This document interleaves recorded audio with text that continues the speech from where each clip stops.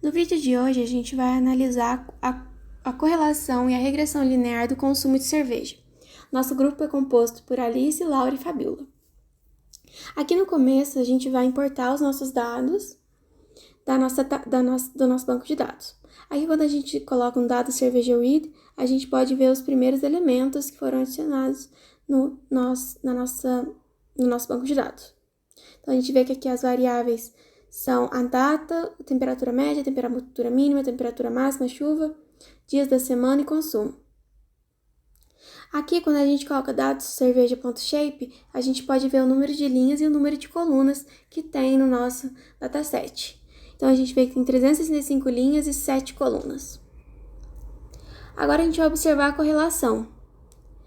Para observar a correlação, a gente coloca o nosso dataset.core, dados.cerveja.core, e aqui a gente pode ver a correlação de cada variável com cada variável.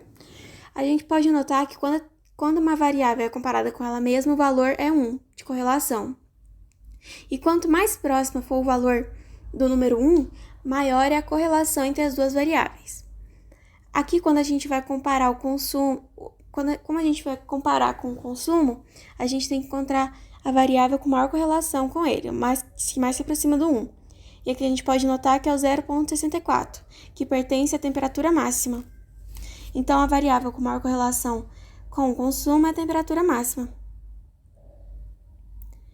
Aqui a gente fez um gráfico que é mais fácil da gente visualizar qual é a correlação. Então, aqui no gráfico, a gente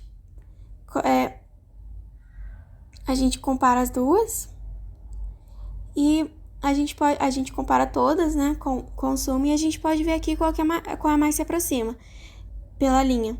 E a gente pode ver aqui que a temperatura máxima é a que fica mais próxima do tamanho de consumo. Agora, a gente vai observar a regressão. Eu dividi aqui em 3 partes. Primeiro, a gente vai definir as variáveis x e y, que são as variáveis independentes e as variáveis dependentes. Depois, a gente vai adicionar uma coluna no nosso data frame com as duas variáveis juntas. E, por último, calcular o beta 1 e o beta 2 para colocar na fórmula do coeficiente de determinação. Aqui a gente está fazendo essa coleta de dados, a gente está usando a variável dependente como consumo e a variável independente como a temperatura máxima. Como a gente conseguiu observar aqui na reta de regressão, no slide de cima, a gente pôde ver que o consumo ele aumenta conforme a temperatura também está aumentando. Aí, com as variáveis definidas, a gente vai pegar o tamanho total do nosso data frame e vai fazer a soma da variável y e a soma da variável x. Agora, nesses próximos slides, a gente vai calcular as colunas x² e xy. As duas a gente vai usar o mesmo método de soma e acrescentar em uma coluna nova do data frame.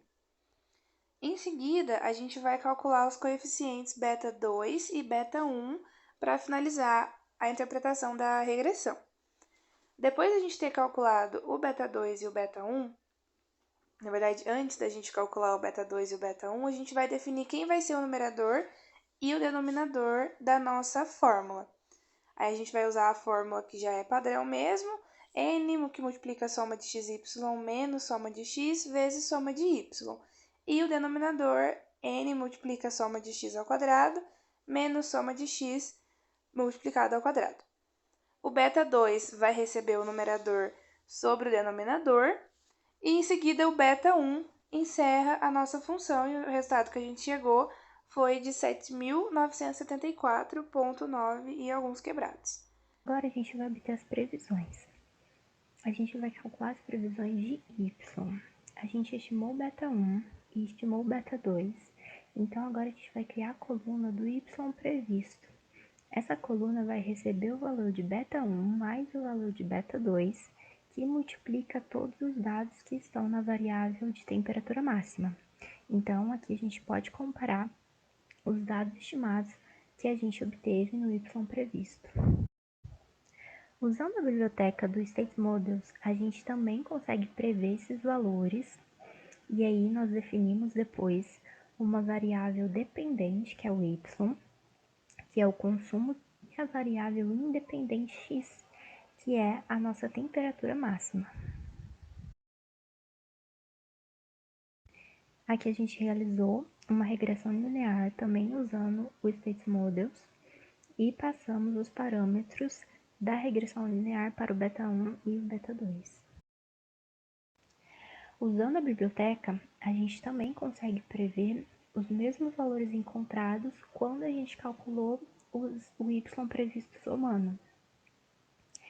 Depois, a gente vai definir uma função para prever os valores de y com base em um valor de x.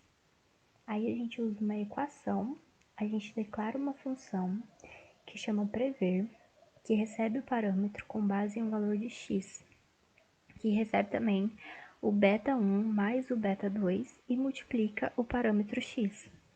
E aí depois a gente pode usar essa equação, a gente pode usar essa função para prever um valor de y para qualquer outro valor de x. Aí aqui a gente usou 2000. Então a gente pode observar aqui na tabela o y previsto por State Models, e a gente também pode observar que criou-se uma nova coluna, ela armazena a diferença entre os valores de consumo e os valores previstos. Em seguida, a gente imprimiu um resumo estatístico da regressão, onde a gente pode observar o quão próximo os dados estão da linha de regressão. Aí a gente pode observar o R quadrado ali logo depois de consumo, que aí recebe o valor de 0,413. Aí esse é o valor que a gente tem.